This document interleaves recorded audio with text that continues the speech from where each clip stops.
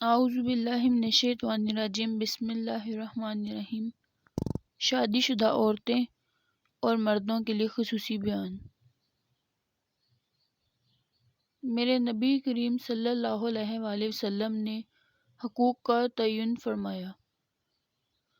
میرے نبی کریم صلی اللہ علیہ وآلہ وسلم نے فرمایا، جو عورت اس حال میں مری کہ اس کا خاوند اس سے راضی تھا تو اللہ پاک جنت کا دروازہ کھول کر اسے فوراً ہی جنت میں داخل فرما دے گا۔ اس کو بغیر روک ٹوک جنت دے دی جائے گی۔ شرط بس یہ ہے کہ جب وہ دنیا سے جائے تو اس حال میں جائے کہ اس کا خاوند اس سے شکایت نہ کرتا پھرے، نہ شکوے کرتا پھرے۔ ہمارے زمانے میں شکایتیں ہوتی ہیں اور عورتیں اس بات کو سمجھتی نہیں۔ اللہ نے جو میرے نصیب میں رکھا تھا اور جو خاوند میرے رب نے میرے لیے پسند کیا تھا، میرے اللہ نے مجھے عطا فرما دیا ہے، اور دوسری عورتوں کو نظر میں رکھتی ہیں کہ اس کے حصے میں فلاں چیز آئی، وہ فلاں چیز آئی، فلاں کا خاوند یوں کرتا ہے، شکوہ کرتی ہیں۔ میرے رسول صلی اللہ علیہ وآلہ وسلم نے فرمایا، عورتیں کثرت سے جہنم میں جائیں گی۔ ایک صحابی رو پڑے، کہنے لگے، یا رسول اللہ صلی اللہ علیہ وآلہ وسلم، وہ ہماری مائیں بھی ہیں، بیٹیاں بھی ہیں اور بہنیں بھی ہیں، وہ جہنم میں جائیں گی؟ تو نبی پاک صلی اللہ علیہ وآلہ وسلم نے فرمایا، وہ عیب جوئی کرتی ہیں، غیبتیں کرتی ہیں، دوسرا رب کا شکر ادا نہیں کرتی، اور تیسرا فرمایا کہ اپنے خاوند کا بھی شکریہ ادا نہیں کرتی، بات بات پہ شکوہ کرتی ہیں، اس وجہ سے جہنم میں جائیں گی۔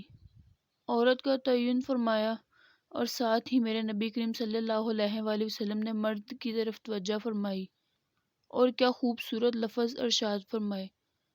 فرمایا، تم میں سے ہر آدمی اپنے آپ کو اچھا سمجھتا ہے اور اچھا کہتا ہے، لیکن اگر کوئی مجھے آ کر پوچھے گا کہ حضور آپ کی امت میں سب سے اچھا کون ہے، حضور فرماتے ہیں، میں اسے اچھا سمجھوں گا جو اپنے گھر والوں کے حق میں اچھا ہے، اور فرمایا، جاؤ میرے گھر جا کر پوچھ لو، میں تم سب سے بڑھ کر اپنے گھر والوں کے لیے اچھا ہوں۔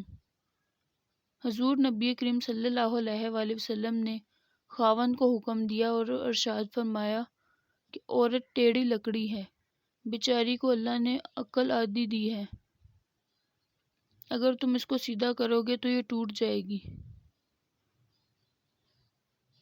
صحابہ نے پوچھا، یا رسول اللہ ہم کیا کریں؟ فرمایا، تم اس کے ساتھ گزارا کرو، اللہ پاک تمہیں اجر عطا فرمائے گا۔ اعلیٰ حضرت رحمۃ اللہ علیہ نے فرمایا کہ خاوند کی ذمہ داری ہے عورت کو کپڑا فراہم کرنا، روٹی فراہم کرنا، رہنے کے لیے گھر دینا، نان و نفقے کا خیال کرنا، اور فرماتے ہیں کہ اگر وہ مطالبہ کرے تو ہفتے میں ایک دن اس کے ماں باپ سے ملانے بھی لے جا سکتا ہے۔ اپنی ماں سے بھی تو روز ملتا ہے نا، تو کوئی اپنی بیوی کو ہفتے میں ایک دفعہ ماں باپ سے ملانے نہیں لے جا سکتا؟ یہ تو اس کو تب پتہ چلتا ہے جب وہ اپنی بیٹی کو ڈولی میں بٹھاتا ہے، تو پھر ہر ہفتے بعد دل کرتا ہے اس کو ملنے کو، اس کو گلے لگانے کو، اس کا چہرہ دیکھنے کو، اور بیوی سے کہہ دیتا ہے کہ سال بعد جانا۔ میرے نبی کریم صلی اللہ علیہ وآلہ وسلم نے فرمایا کہ اپنی بیوی سے بغض نہ پالنا، اگر کوئی غلطی کرے تو بغض نہ رکھ لینا سینے میں کہ تو ہے ہی ایسی۔ اگر تمہیں اپنی بیوی کی کوئی عادت پسند نہیں ہے تو اس میں کوئی اچھی عادت بھی ہوگی، اس کو ڈھونڈو، بغض کی اینک نہ لگاؤ۔ بغض کی اینک لگاؤ گے تو تمہیں کچھ بھی نہیں ملے گا۔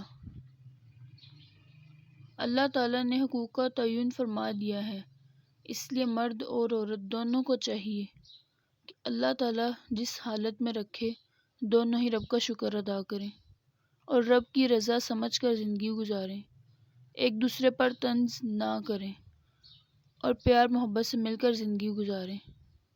اللہ تعالیٰ مجھے اور تمام مسلمانوں کو دین اسلام کو سمجھنے اور اس پر عمل کرنے کی توفیق عطا فرمائے، آمین۔